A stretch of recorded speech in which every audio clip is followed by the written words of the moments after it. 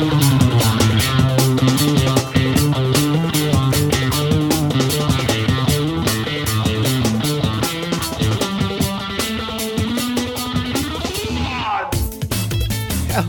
and welcome to the Fish Nerds, a show about fish, fishing, and eating fish, or the show that's always interesting, usually funny, and mostly true.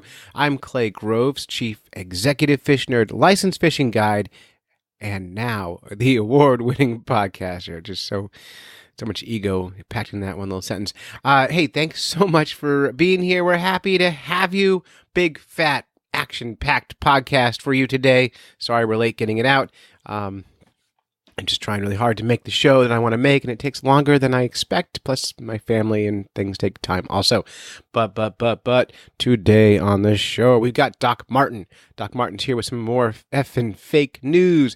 Fish Guy Josh is back with a brand new segment called Fish Guy Follows. Hugo's here with a story about killing brown trout. I got to interview the creator of the Hookless fishing lure. Yeah, that's a thing. And I got an email the other day that had the lost tapes of my PMX presentation. So, big show for you today. So, without further ado, first up, we've got Doc Martin. Now, Doc Martin's been with the show a long time. Longtime listeners all love her. If you're new to the show, Doc Martin holds a PhD in biologist from the Kansas State University, where her research focused on the prairie stream fishes. She's also an amazing human, and we're lucky to have her here.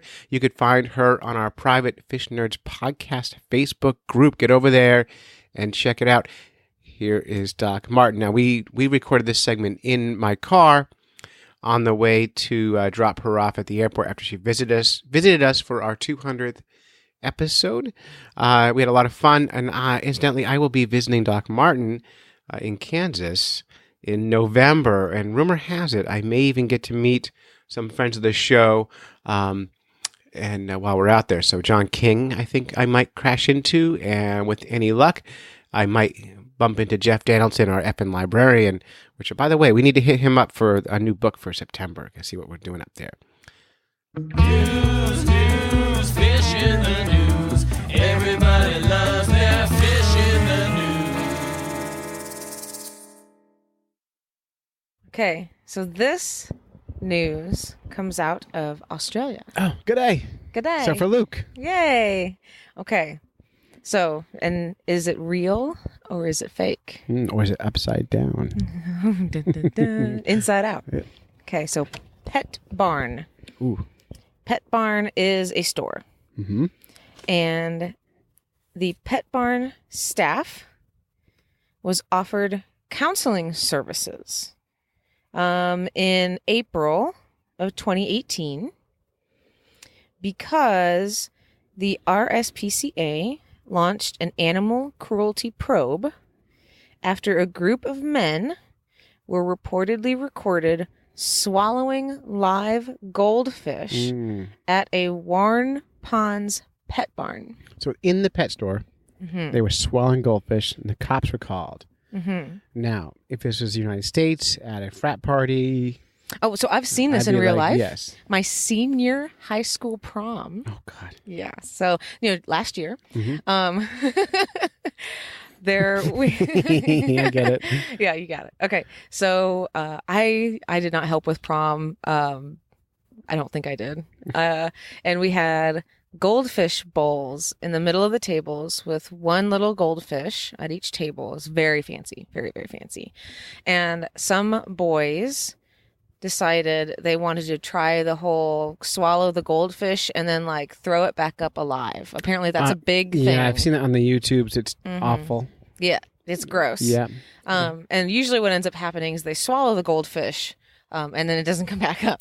You've done it. Yeah. And so by the end of prom, there were no goldfish left. God. Now, to be fair, my school isn't really big, but I mean, there were enough goldfish there that that was a dinner. So you did one. I know. Oh God, no. Because you know too much. I'd like to think I'm a better person than that. Yeah. Now, incidentally, there's examples of guys doing that with small yellow perch and dying. Oh no. Yeah, because yellow perch, their operculums are so sharp as a defense mechanism, Oh, these no. stupid guys who do this, they choke them down, and then they try to choke them up, and they come up backwards, and they lodge in their throats, and they bleed and die, and they kind of drown in their blood. Fish morphology is important. Yeah, so yeah, Oh if my you're going to swallow gosh. fish, you want really a soft-rayed fish. You know, what would lend itself good to swallowing? Oh. What about like a small American eel? We've seen that with the Oh. cormorant the other day. It's no problem, just Perfect. like a Yep. spaghetti. Although I would imagine that would come up all by itself without your help. They are very good at getting around, or it might go through you all by itself in the wrong direction. I think that's probably a bad choice. Yeah. Or a But good it choice wouldn't if get you're into stuck that in sort of your things. throat, though. No, would definitely you can move very cleanly through your body.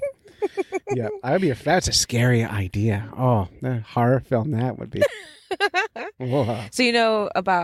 So speaking of things that go smoothly through your body, I think in Hollywood people that want to clean out their intestines, And you they call know that, this, what do they call that? They call that cleansing. like flossing, where they actually swallow rope or something and then they pull Oh it. no. I'm pretty sure that's no. I it's think that's a real not. thing. So they swallow a rope. so that way it's like describe- brushing your This goes through intestines. their whole body. They keep a piece Mhm. hanging out of their mouth, I think they just swallow it and then it goes through their intestines. and then it comes out of their poop chute, just like a tapeworm. and they got to pull it out the other Mhm. end. So they're nice. But they and probably clean. hire someone to pull it out for them, right? Well, if you're that rich, yeah, I would think. Ugh. So, I mean, what else would you do with all that money? Yeah. I Hire just- someone to floss your intestines. Wow. So these are people who have no idea how biology works, and oh yeah, they- well, most cleanses that's the case. anyone Yeah. who cleanses, we can pretty much know they don't get the body. Right. Yeah. Wow. But some I'm fine with because it doesn't hurt do any damage. I can imagine that doing damage. Yeah, I mean, it doesn't seem like an intelligent decision. No, but hey, if you but got the money and you like ropes being pulled out of your butthole, that's the way to go, I guess. Oh, maybe Sounds they just sad. really wanted to be a spider. Seem just like dangling from the. Come on, Tobey Maguire. Let's see if we can still do this thing. Oh God. All right. So, do these Australians go into a pet store and swallow fish and the Enough cops? to make the people that work at the pet store like have some kind of trauma and they needed to be counseled.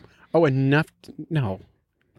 Yes, I believe they swallowed it, but Australian people are tough as nails. And Well, they were offered counseling. I don't know if they took it. okay, so that's a different question. Mm-hmm. So I Pet believe Barn is offering counseling to the staff that witnessed the swallowing See, of the goldfish. that part makes me feel pretend. The people swallowing goldfish, I believe, happened. Pet store people not liking people swallowing their goldfish, I believe that's a thing. Mm-hmm.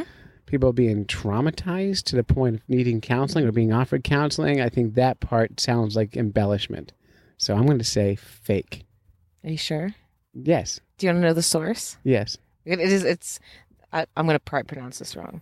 Geelong Advertiser. It is a newspaper news thing that's established for a long time, Mm-hmm. since like the early 1900s. This is real. No shit. Yeah. Wow. There you go. Okay. It's not outrageous that people It's would not do that. outrageous. It's the idea of needing therapy that kind of threw my brain into because sometimes when you see these fake news stories, you have a very plausible story, and then the details is where the fakery comes in, Mm-hmm. and that's why I'm always looking. I'm like, well, the basic is sure that can happen. Yeah. But People swallow goldfish Yeah. for fun for a reason that I don't understand. Yeah, I don't get it. I mean, unless you're eating, unless you need the nourishment. I've eaten goldfish. Right. Yeah, But but I've cooked them. right. You Have don't you? just eat them at the pet store. You don't No, just buy I'm 5 like, from Walmart that'd be and really pop them like funny. M&Ms. Oh my god! If I were into it, if it were my thing, Oh no. but it's not my thing. Okay. But it would be hilarious to do that. Like get one of those baggies that they fill with water. You just Well, even better, put a straw in it and just start drinking, Oh. and then do it right in front of the clerk, and then when you get down to the goldfish, then pop it in your mouth and hand the bag back to him, You'd blow people's minds. and then you blow your bottom out a couple days later. It's not with the good for disease you've gotten from that. Wow! So thanks for the real news. That's That's interesting. real news. There Thanks, you Doc. go. This episode is brought to you by you. That's right, you, our supporters over at patreon.com. Patreon is like a Kickstarter for ongoing art projects like this one. And we need your money. I mean, we don't actually make money on our ads on this show. You're going to hear an ad in a minute from John King. He didn't give us any money. He gave us some fishing lures.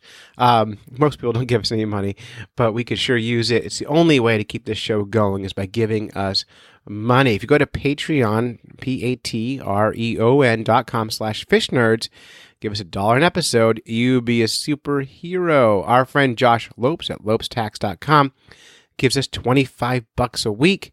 And that's a big deal. Obviously, we don't expect everyone to do that, but if you do, we will mention your business, lopestax.com, and, he gets customers from doing this. So it's a good deal for everyone. We all win, and the fish nerds get to keep going. Also, other rewards for smaller donations, and we're happy to have your money in any amount. Thank you so much. Patreon.com/fishnerds. Hello, Fish Nerd Nation. This is John King, the crappie hippie, founder of Glasswater Lead-Free Lures. And in honor of the great time we had doing episode 203, we are offering Fish Nerd Nation a special deal. You go to our website, glasswaterleadfreelures.com, enter the coupon code FISHNERD, that's capital F, small ISHNERD, all one word, FISHNERD, and you get 20% off your entire order. That includes our incredible new lure, Angle King. Thank you to Clay for giving us a forum for lead-free fishing discussion, and thanks to everybody for sharing the podcast and all the kind words. This is Crappie Hippie wishing you tight lines and Valentines. Peace out. Okay, next up, Fish Guy Josh is back, and you might remember him as half of the Effin' West or half of the Fish of the Day, and now he's trying out a brand new segment called Fish Guy Follows, and we think you'll like this, but we need your feedback, so take a listen, let us know what you think, and help us, make this a great segment for Fish Guy Josh. We love him. We think you're going to love him. He does an amazing job on his own social media. So if you're on Instagram, check out @FishGuyJosh. You can see all his native fishes, photos, and things he does with all that. He's a lot of fun. Here is Fish Guy Follows. Everybody wants to know, know what? Everybody's gotta know what? But this guy follows. Welcome, fellow fish nerds, to the latest edition of Fish Guy Follows, with me, your host, Fish Guy Josh, where we take a look at some of the fishiest things in social media, including Instagram, Facebook, Twitter, YouTube, you name it, we cover it. So hang on tight while the rest of this song rocks your face off, and then sit back and relax. It's time for Fish Guy Follows.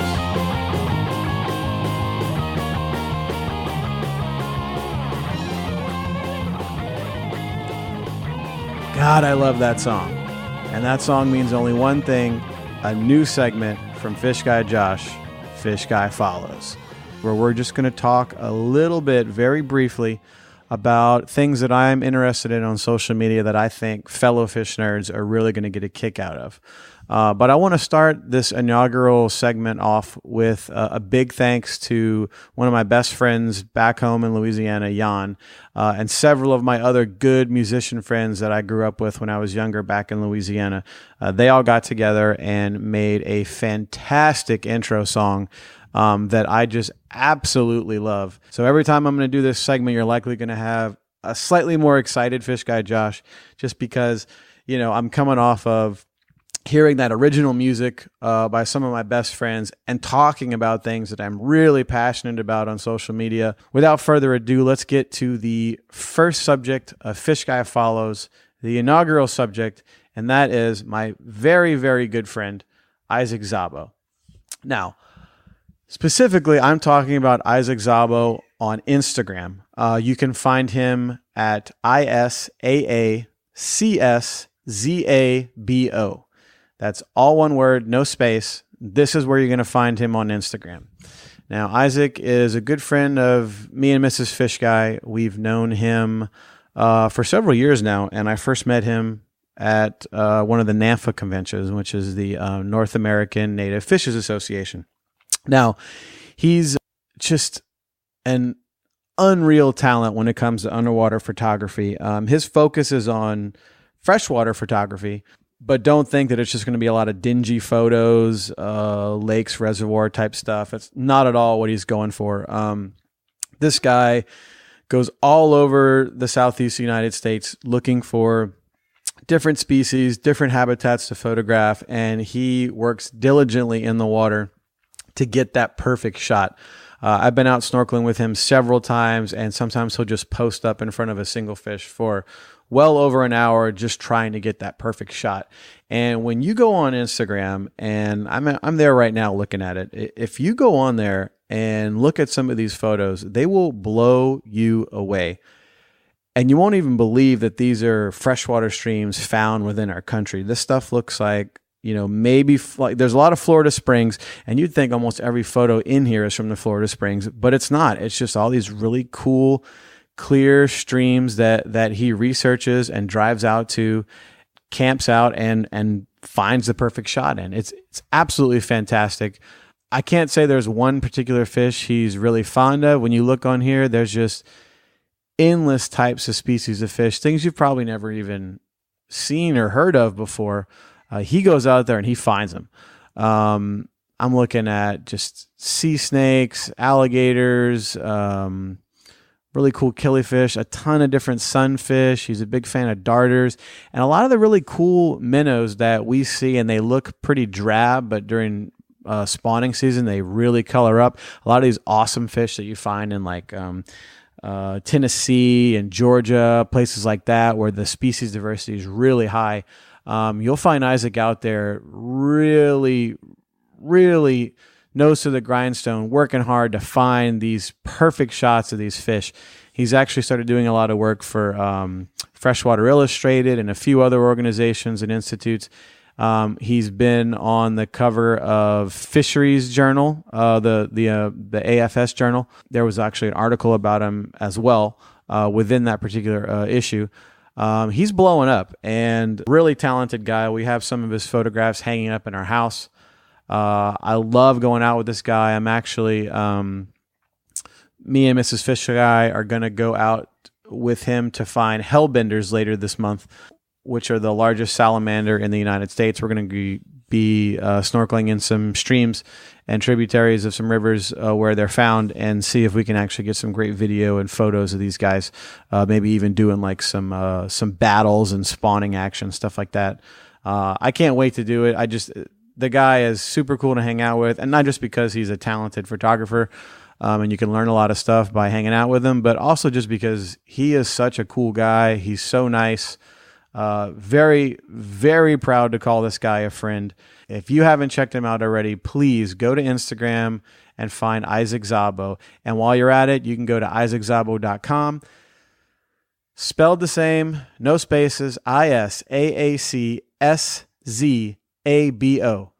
That's my boy, Isaac Sabo. Some of the best underwater photography you're ever going to see. Please check it out. And I should remind you, links for all these things are in the show notes. They'll also be at fishnerds.com. Hugo is back, and we love Hugo. Hugo is our resident seagull. He will eat anything. He also takes amazing photos of food and makes me want to eat terrible things. He runs a Facebook group called The Culinary Connection, where you can go on and ask questions, post recipes, and get involved with other home cooks. We think he's great. Here's Killing Fish.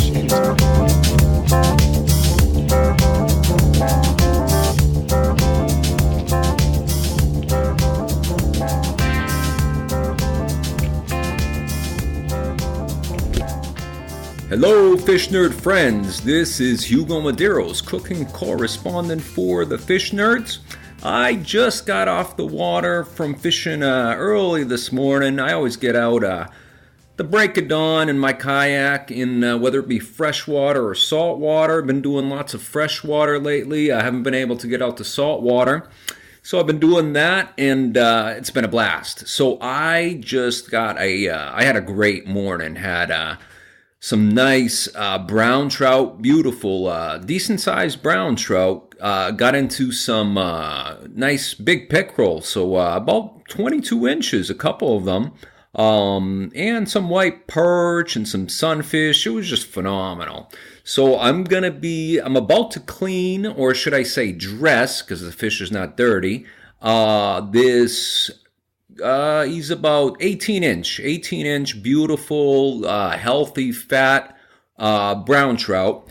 Lately, and for a while, I haven't really been keeping freshwater fish because I've been doing, previously up until maybe a month ago, I've been doing so much saltwater fishing that, just didn't get around to, didn't bother to keep freshwater fish.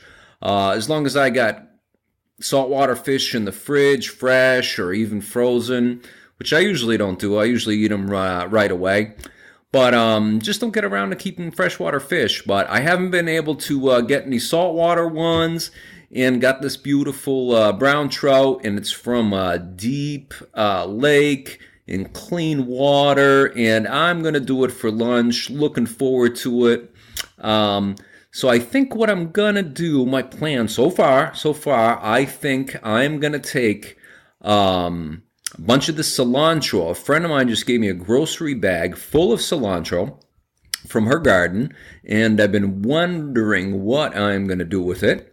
So I think this is the idea I just had. I am going to make a kind of sauce to season the trout. That will be the cilantro and a bunch of garlic and some olive oil and lemon juice. And I'm just going to put all that through the food processor. I'm going to stuff it inside the whole fish. I'm going to cook the whole fish, head and all, because it looks really cool in pictures. Freaks some people out, but I think it looks neat. And I don't know. I've always done that since I was a little kid. So I'm going to also make diagonal slices on the outside of it and stuff all that tasty, I'm all watering now, think of it, all that tasty sauce or marinade or whatever we want to call it, all over it. And I'm going to throw it on the grill. I'm going to get the grill nice and hot, spray it down with Pam, clean it, get it hot, spray it down with Pam. That way, it's a good trick for you guys. That way nothing sticks to it. And that's going to be lunch. And on the side, I think right now I'm going to make what we do in Portugal, which is boiled potatoes. And I'm going to get little potatoes, going to boil them, cut them in half, and then put crushed, moist red peppers on top of it. I'm mouth's watering. Little olive oil all over it. And that's going to be today's lunch here in Massachusetts. So I think that's going to be awesome. And the started doing this freshwater thing, and I had kind of like, I don't know, you call it an epiphany, but it's working out great, and I've been having a blast. So I wrecked all my joints somehow. So I got rotator cuff issues and elbow and bicep issues and knee issues and all this stuff. So I figured out a way that I could still get my fishing in, and I figured it out. And this is awesome. So what I did is for my kayak, first of all, I got the pedal drive, so I don't have to paddle it, because of the issues I have with my shoulders. So I got the pedal drive for this feel-free kayak that I have and live in and love to death. It's where I spend all my vacation time on the water in this thing. So now I can push it with my legs and use both arms to be able to fish with.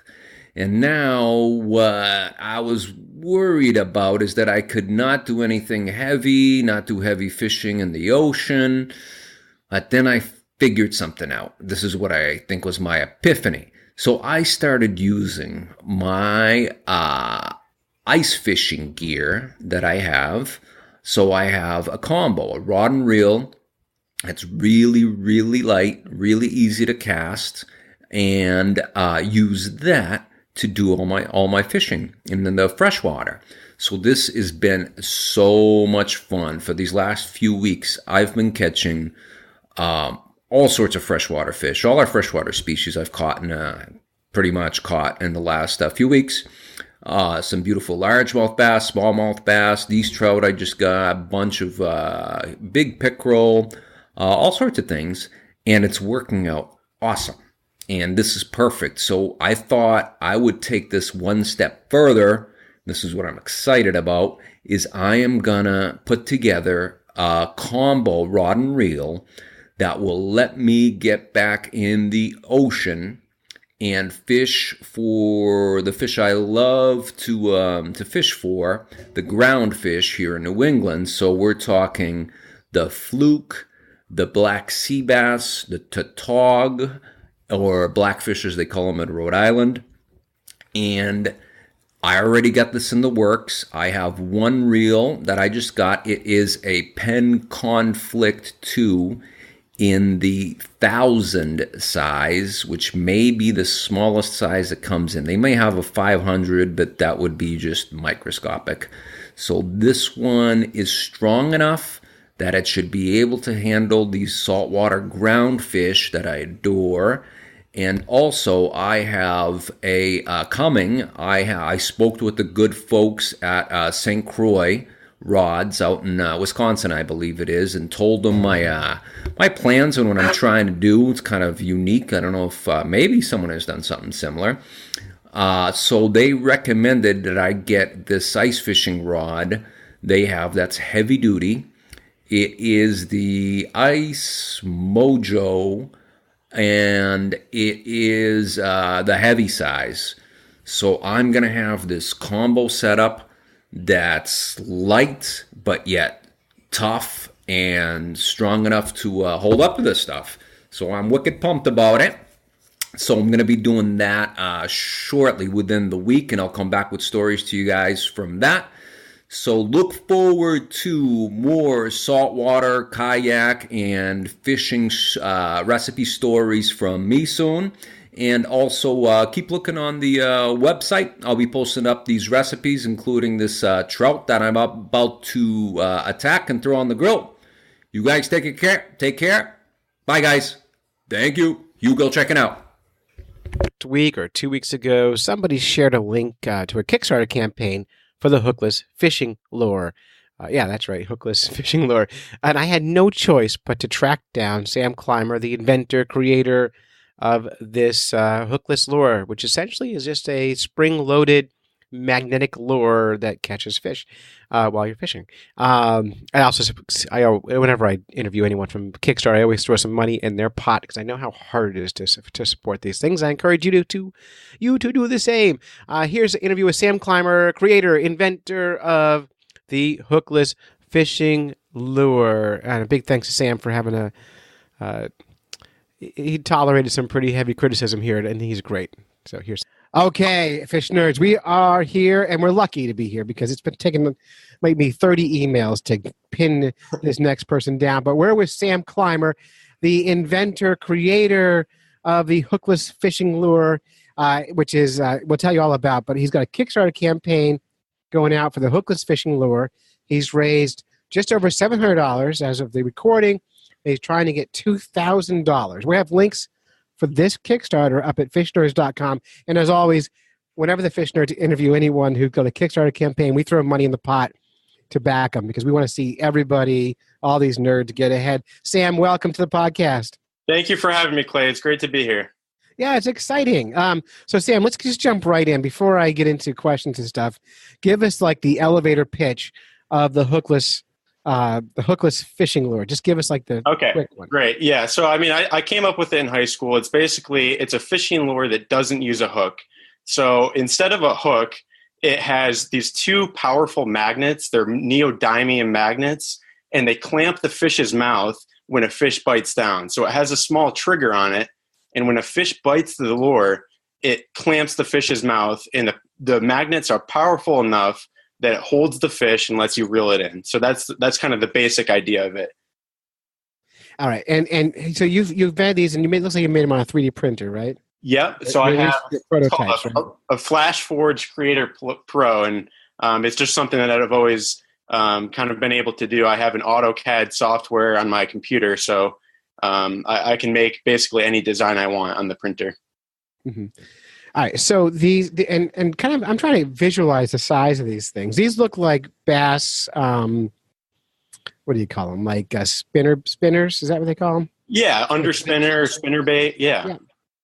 So it's kind of it has two. It's a triangle shape almost. So it has two ends on it, and one of the ends is the attractant. So in the designs that I have now, I put a skirt on one end of them. Mm-hmm. Another design I'm thinking about doing is having one end kind of look like a hard bait, and then I'm going to make the bottom end kind of a translucent clear plastic so that it just looks like there's only one piece. And so that way the fish will just bite the top one. Right. And is it important which side of the fish bite on these clamps? Yeah, it is. So the way that I have it set up is that there's a trigger mechanism, and the trigger will only release if the fish bites on a certain end. Mm-hmm. I'm looking to maybe change that in the future, but as of right now, it needs to bite one end for it to be caught. Great. And the magnet snap is shut. And those neodymium or whatever magnets, those are what they find like in like supercomputers and hard drives and all that kind of stuff. And so like when you came up with this idea, were you just like against hurting fish? Are you a vegan? No, I'm not actually. It's okay if you are. We forgive you.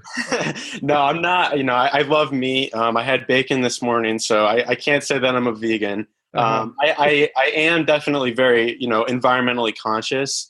But interestingly enough, I didn't come up with this idea as a way to try to reduce fish harm. I do think that's a good, result of the product, of the idea. But I kind of just came up with it as a cool thing. I kind of thought, it was this school project actually that I thought of it. I just thought, is there another way to catch a fish? You can catch fish with nets, you can catch them with hooks. And I thought, is there another way to do it? And that's kind of the genesis of the idea. All right. So I want to hear about the first time you made it and your first test. What went right? What went wrong? Okay. Well, the first test, let's see. So the first conception of the design, I had the magnets on the end of the lure so that when the fish bites down on the magnets would be in the mouth of the fish. And when I first tested it, I realized that there was a big problem because with the magnets inside the fish's mouth, there was too much distance between the magnets for it to generate enough force to really hold the fish. And so, strong. Right, yeah. But I mean, even if it was just a dead fish holding the weight, it wouldn't hold the weight with that design. So I had to. That was like the first one I ever made. It worked okay in the water. The mechanics of it, but that was kind of the first one, and it's changed a lot since then. And so I want to hear about. So you finally. You've been throwing this thing in the water. Yeah, it looks as dumb as any other lure. By the way, all fishing lures look dumb. I'm just saying. There's nothing wrong with that. So you get this big blue thing with the skirt trailing off it. You're tossing it in the lake. What was the first fish you caught? Well, the first fish that I caught actually wasn't with that design, but it was with one of the later ones. But the first fish that I caught with one was a smallmouth bass, kind of a smaller guy. But I mean, in the beginning, it was a problem. I had trouble. I would have fish bite it, and it wouldn't get caught. That was an issue for a while. And so you'd feel the fish bite, and nothing would happen, except for the fish would be pulling on that skirt, but not really. Right. Exactly. Or a fish would bite it, and it would set off the trigger, and it wouldn't catch it. Mm-hmm. So it kind of took a little tinkering with the actual design in order to get it right. So yeah. So now would you say it's as consistent as a hook, or is it less consistent, or is it?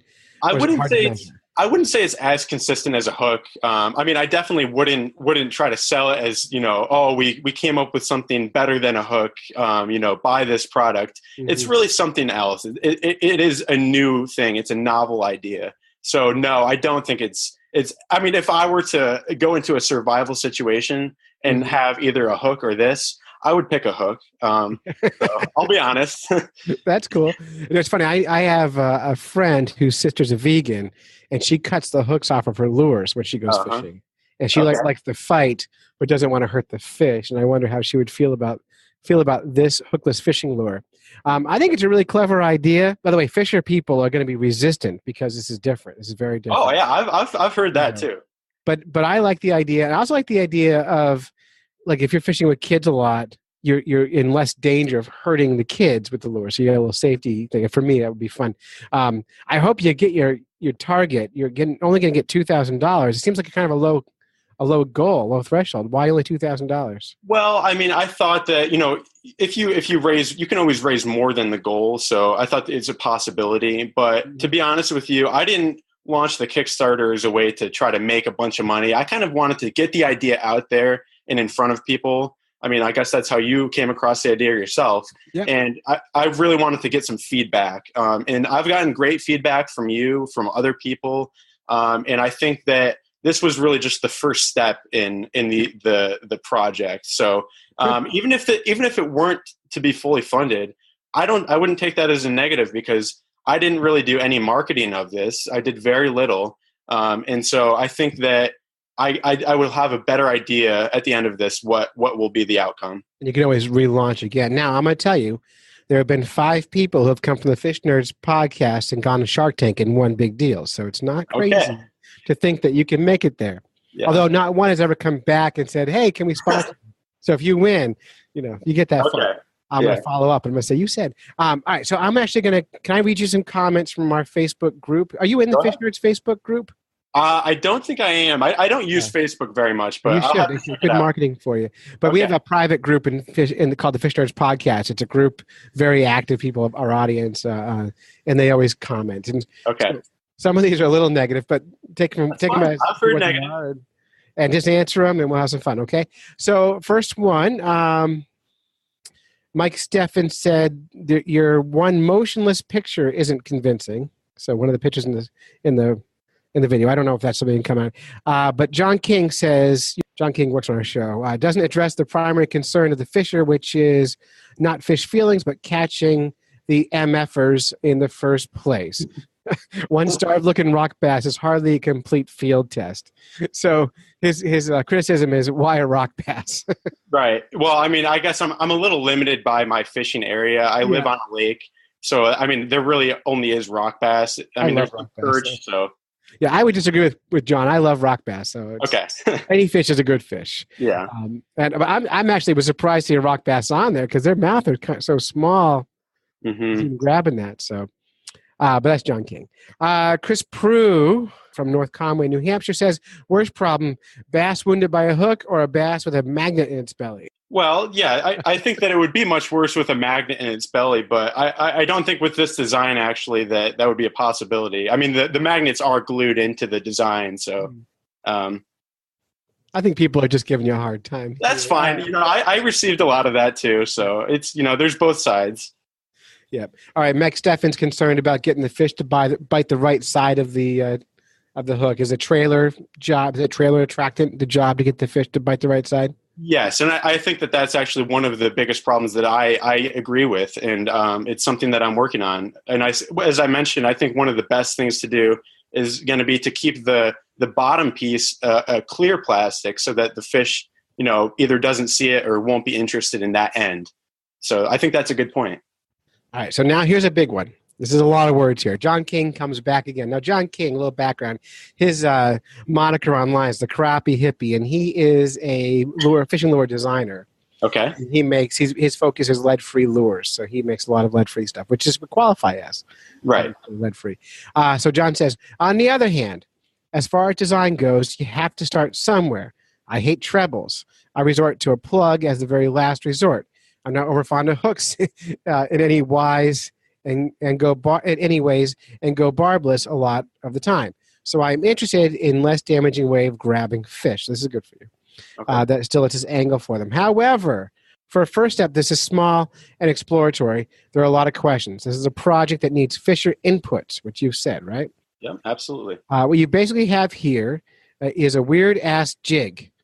It'll work except when it doesn't, and so what does the hard bait version look like, or an underspin version?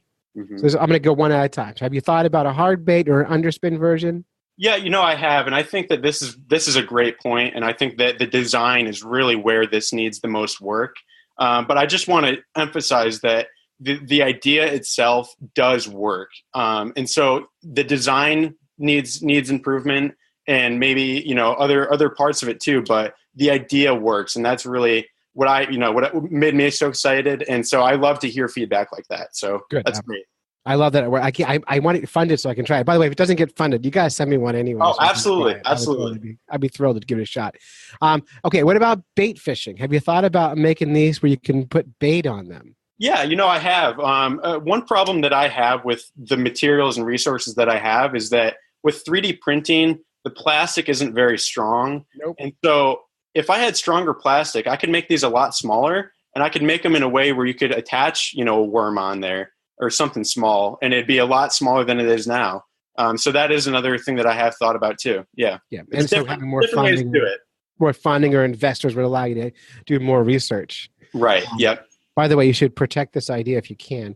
I have. Okay, good. How is the balance of the bait? Does it balance well in the water the same as a spinnerbait does? Yes. So the way that I had to design it was that the line attaches in a slightly strange place, kind of on top of the top piece. But the way it moves through the water is actually very similar to a crankbait. It has a wiggle to it. So I did have to tinker with that to make sure that it moved through the water the right way, and it does. All right. Have you ever trolled with these? I have not. No. Have not. Okay, that was a question. Target species for these, primarily bass lure right now? Yeah, I think bass most likely. Yeah. All right. And I'm still on John King's questions. This is his. Okay. This is all John King. Okay. He's got a diatribe here. He does not mess around. He's like, he really thinks about this stuff. So you'd like this guy. I really admire your version, but it's bare bones thing right now. As you point out countless times on the show. Oh, that's me. The fishing market, he's talking about me now. The fishing marketplace is very competitive. If that's you, are going to move forward above the grade B gimmick that has some work to do on. On the other hand, it might have other applications outside of fishing. Folks with limited mobility are always looking for other kinds of grabbers of sorts, and there might be other kinds of ways you can use the device besides fishing. Interesting, kind of a science fair prize winner type idea. That's how he described it, and that's how you described it. Yeah, yeah. So you're speaking the same language. Yeah. The one thing that I will say is that you might not have your very experienced fisherman going out and looking for this product. This might be an idea that could bring somebody to fishing that hasn't fished before, maybe because they don't want to use hooks. I've had a number of people come to me saying that very thing. And so, this could be a great product for that kind of person to bring other people into fishing that normally wouldn't have. Well, good. I think it's great. I love this kind of stuff. Got a comment here from Bill Thompson. Used to own a fly shop, so you got some real. You're getting real people here who. Oh, this is great. This is great stuff. So you got a fishing lure designer commented. Now you're getting former fly shop owner. Bill says, I've known quite a few fly anglers over the years who fish flies with no hooks. The late Earl Stetson fished for Atlantic salmon using flies with no hooks. And yes, I've tried it myself. Sometimes it was because I had busted off the hook at the bend of the rock due to low backcast. So he's just bragging, I think. Right. Rich Collins says, with wild trout, he either uses big flies they can't really get in their throat, or many times they just don't set the hook. So they're just talking about how fish don't care about hooks. They just eat anyway. Right. I like saying their names in the show. No questions there. So as you move forward with this product, you get funded. Everyone gets their version of this bait, of this hookless fishing lure. What's your next design going to look like? Have you already thought about the next big one? Yes, I have. I know one of the things that I'm trying to model the next design after is more of a hard bait that really resembles, some kind of bait fish. And I think that the next step would be to have. I mean, for right now, it's just I have blue and white lures, right? So they're not painted. They're not presented in any special way besides having a skirt on them. So I would really like to have a proper designed top piece that looks like a bait fish and produce the bottom piece out of clear plastic. I think that's my next goal after, this initial. Right. And we talked about that earlier. So this whole thing is really fun. You're right now, you're not even halfway to funding right now. You're at $700, something like that. Are you watching when they come in? Do you just do a jig, a dance every time you get a piece of money? Yeah, I kind of have a little fist pump, when I see it. So, yeah. We had a large kind of inflow in the beginning, and it kind of, kind of leveled out. So, but you never know. In the end of a lot of these campaigns, you can get an influx of people too. So, we'll just have to wait and see what happens. And what kind of marketing are you doing to share this? How are you getting the word out? The only thing that I did, I made a Facebook page, and I put I think $20 into advertising that. But I mean, other than that, I really didn't do anything. So, I was happy with it because I know that I didn't really do any marketing. I'm not really good at marketing. And, since it's launched, I have had people approach me offering to work with me on this and do that. So. Well, that's really good. You might want to get good at marketing. Right. That will help a lot. Spend some time on it. I think it's a clever idea. I'd love to see it get funded just because I want to see what you do with it. And so we're hoping this works out. We're going to put links up, of course, on all of our Facebook, Twitter, Instagrams, and, of course, at fishnerds.com. So people who want to fund you can go through and click through and share it. You do have a Facebook page for this, and we'll share a link up with that so people can reach out to you and share their ideas and thoughts. But I would encourage anyone it's not a lot of money to invest. Yeah. So my recommendations, you got 10 extra bucks. Look, you're going to buy a couple of coffees for someone someday. Why don't you throw the money in Sam's hat? Let Sam make these lures for you. Then test them and then come online and say why you hate them. Tell me how much you hate them. Yeah. What's that? Tell me how much you hate them. I would love to hear it. He loves, and that's how we get better. Sam's a science guy. He likes the feedback. He wants to grow and develop these. And you're a young guy, right? Yep, I'm 20 years old. 20 years old. You in college? Yep, I am. What are you studying? Environmental engineering. Perfect. Yeah. So next goal, right? Try to make your filament for your 3D printer out of recycled plastic water bottles or some other perfect source. That would be the full thing, the full project there. Right. You go full circle with these. You never get. Oh, do they get snagged?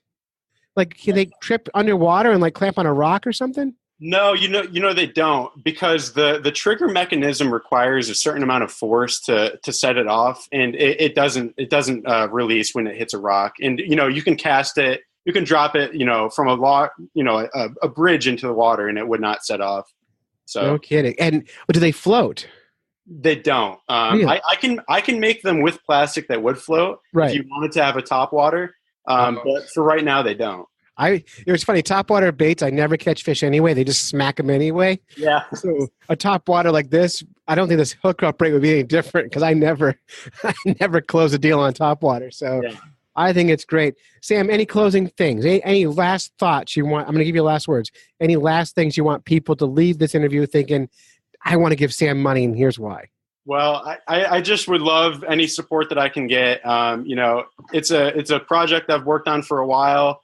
And I'm pretty passionate about it, and I would love to see it go to the next level and be something that is really this cool, device that people can use to fish. And I think it can be fun for people who love to fish right now, and it can also attract new people to fish that haven't fished before. So I would love any support that I could get. And thank you for having me on here, Clay. I really do appreciate it.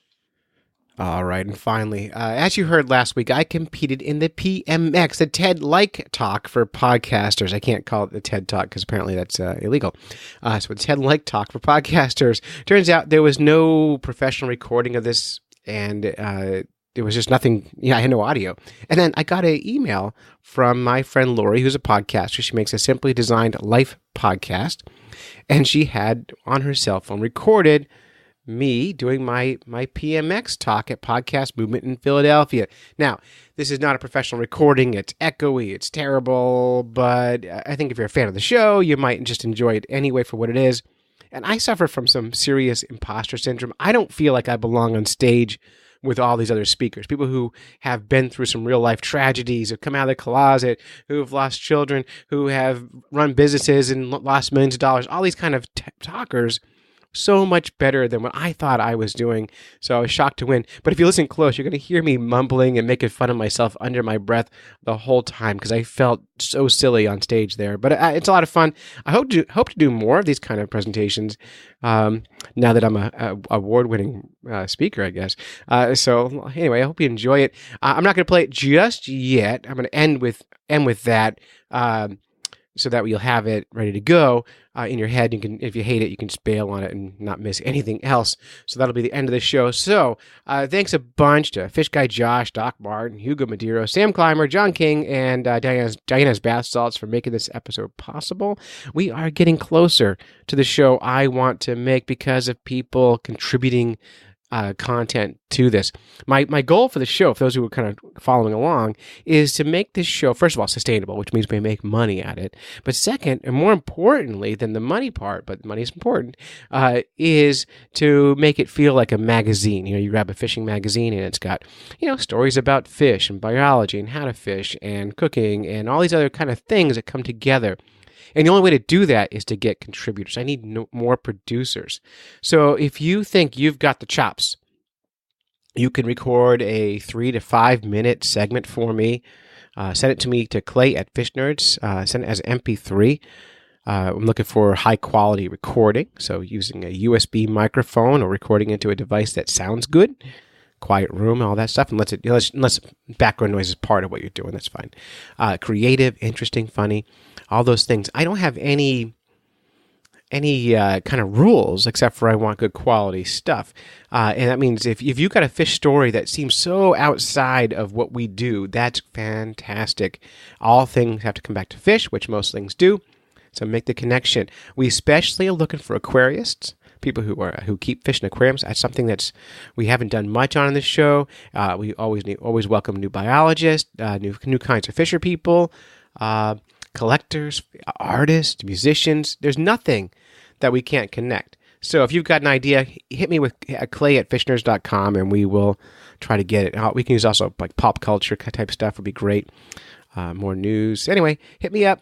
And we'll try to work it in, and it's a slow grind. It's running, it's running in molasses. It's chasing glaciers, but we're going to get there, and I'm so happy that we're doing it now.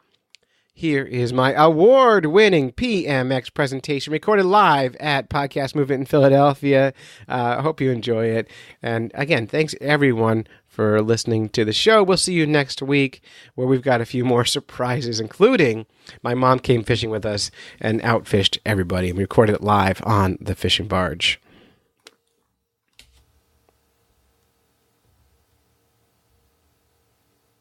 I'm so happy. It's so cool to be up here. This is Blue Dino after my travel without my kids. The dinosaur comes with me, 11 years strong here. Just on top of this machine, whatever that is. Okay. All right, so I'm Clay Gross. I'm the chief executive fish nerd of the Fish Nerds podcast. I've been doing 5 years, as you heard. Started off as a quest to catch every kind of fish in the state of New Hampshire. Then it became a book project. I had a big-time agent in New York City who was like, I'm going to sell your book to all the big publishing agencies there is. And we did all these pitches, and they all said, well, you're kind of stuck in a little triangle state of New Hampshire. We don't want your book.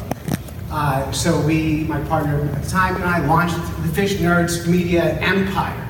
This was 2013 or so. And we launched this podcast to take over the whole world, just like everybody else did. We thought, man, we're going to finally hit it big, and we were getting, ones of listeners. So, but we've been doing it a long time, and I am not a public speaker. This is not my thing. I love it, but I have no idea what I'm doing up on stage here at Podcast Movement. I'm excited to be here. So what I'm going to do is I have this kind of crazy ADHD where I can't stay on topic. And so I have all these things. Today I'm going to teach you why fishing will make you a better podcaster. Fish, by the way, are the most important thing in your life. They connect to everything. Everything is connected to fish. All cultures are connected to fish. All people are connected to fish. And it's really important. Now, before I begin, we are called the Fish Nerds. And the Fish Nerds, the idea of being nerdy. Nerdy means you're digging in on a topic, one thing that you love. And I walked around the room today and at lunch and I was talking to people and I was meeting other kinds of nerds. So I found an art nerd. I found just a few minutes ago a movie nerd. Lots of tech nerds. Lots of podcast nerds. Sex nerd. Keep it this way. Travel nerds. And of course, lots of other kinds of nerds. This room is just full of nerds, and I'm so happy because my people are here. It's really important to get with your people. So, to stick with this plan, I've got a lot to do in just about 12 minutes left now. So, I brought this all the way down from the great north woods of New Hampshire. And this wheel here is called the Eel of Fortunes. We're going to look at it today. I'm going to do my show in about 12 minutes' time. Now, my show is a segmented show because I cannot stay on topic. And we're going to talk about as many of these as we can. Each one will be less than probably a minute if we do it right. As many as we can. And that will help us connect. And each of these are fishing things that are with podcasts, plus a couple other fun things I put in just because I like to say the word sex a lot.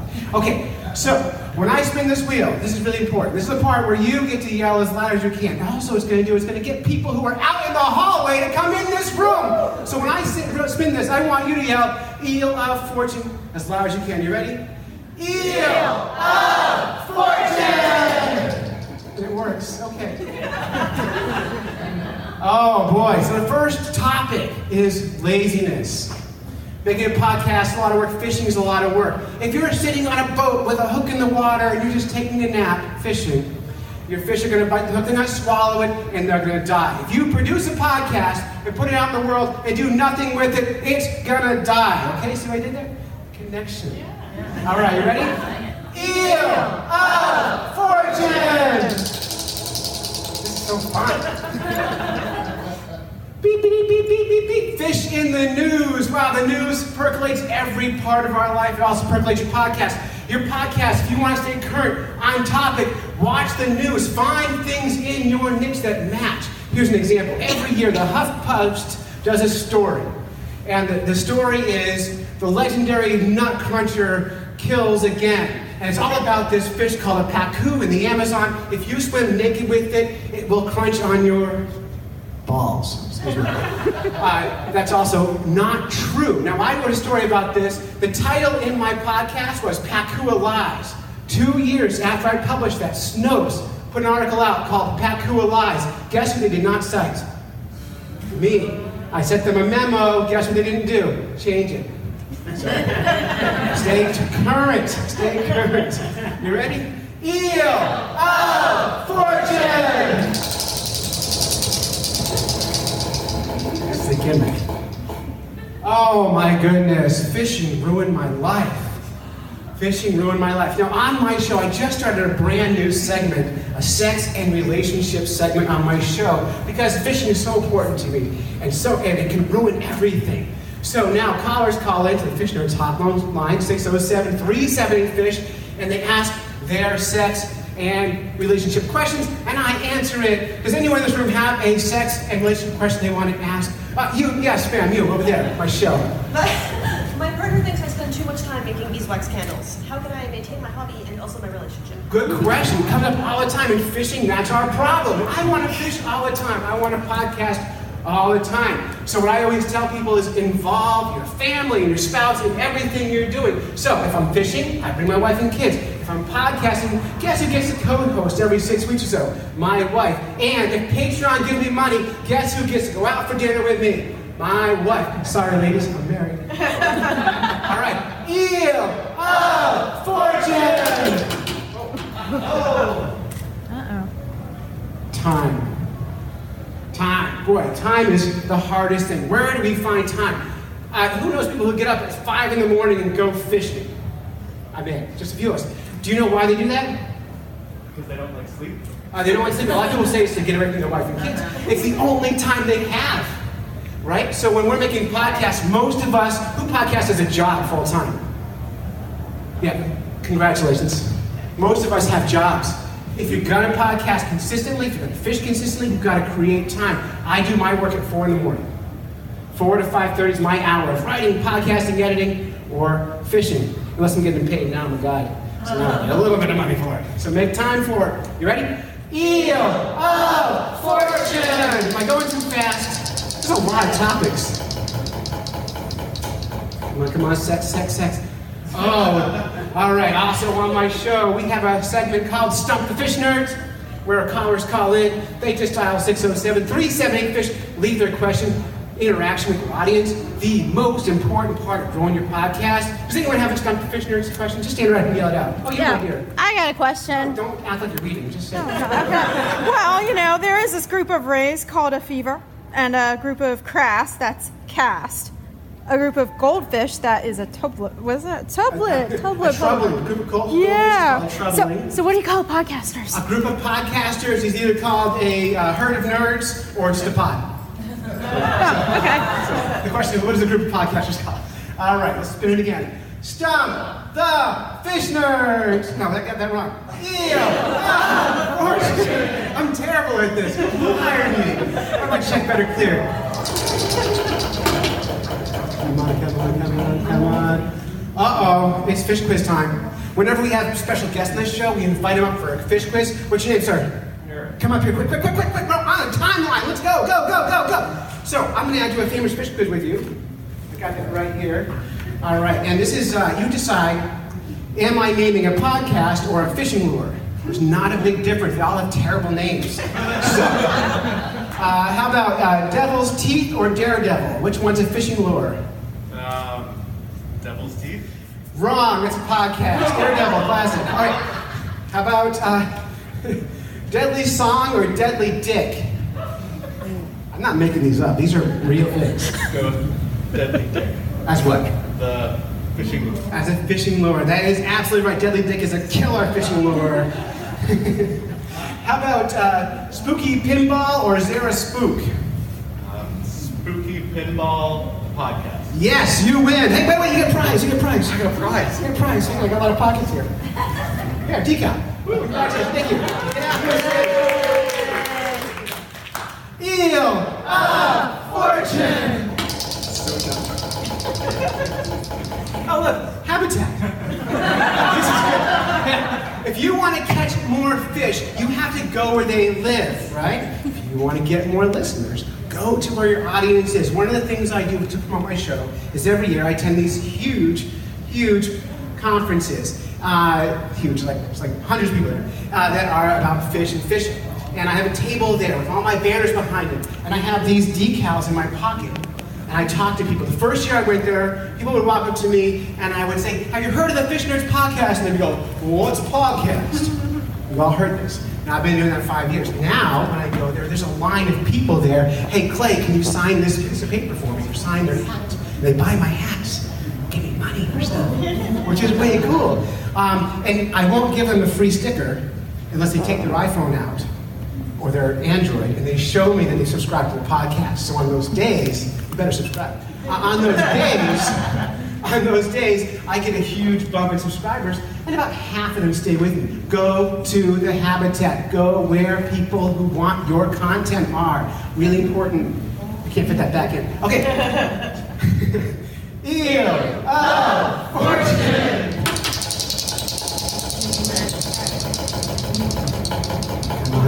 Come on. Oh boy, this is a big one. There's a thing in the fishing industry called the fishing pros. This is when a company contacts you and they say, hey Clay, you're a fishing guide. How about we give you a free taste of what we're selling, and then you tell your audience all about it, and we'll give that to about 50,000 other people, and they tell their audience about it, and if you sell one, we'll give you $3. And then in the podcasting industry, what do we call that? Affiliates. And they go to hey, there's 100 people here in the room. If you all say the name of my product about on your show 300 times, the first one to sell it gets $1. That's my comparison. I don't do affiliates on my show anymore because I have a lot of talk, not a lot of money. So we don't do it. But it's the same thing, fishing, podcasting. Same. See? Podcasting, it's the same. All right. Eel of Fortune. One more. Come on. Sex. Oh, good. Thank goodness. I was worried I wouldn't get to talk about. Is there any kids in the room? Excellent. That's great news. Now, this is important. If you're making a podcast, I don't care what it's about, unless you're doing a kids show, even a kids show. Maybe you want to talk about sex. On my show, I like to talk about sex because the way fish do it is a lot about where they live and how to catch them. So I do a lot of series on different spawning ways of fish. For example, white suckers are always do threesomes. That's always, it's one big female and two males. They call it the devil's threesome. Okay, got it. I'm going to tell one quick story. In Disney, this is a great one if you do a Disney podcast. In Disney, there's an animal called Finding Nemo, and he's a clownfish. And his mom died, right? That's a real thing. Moms die all the time in the fish world. And when mom died, just Nemo and his dad left. Now, clownfish mate for life. And what happens when a female dies is the males, the spouse, if you call it that, go through a transformation and become female, then mate with the nearest male. So in Finding Nemo, Dad would have mated with Nemo. that would have been the whole story. So a very different story. Tell those stories. That's great content on your podcast. So going forward, take your real life hobbies, take your podcast, mix them together, think about how they all are the same exact thing, and have a great time with it. And always, it's all about that audience interaction, getting people involved in your show, yell, scream, do whatever you gotta do to get them there. So until next time, I want you to follow the code of the Fish Nerds, spawn early, spawn off, swim against the current every chance you get, and never trust a free lunch with strings attached. Thank you.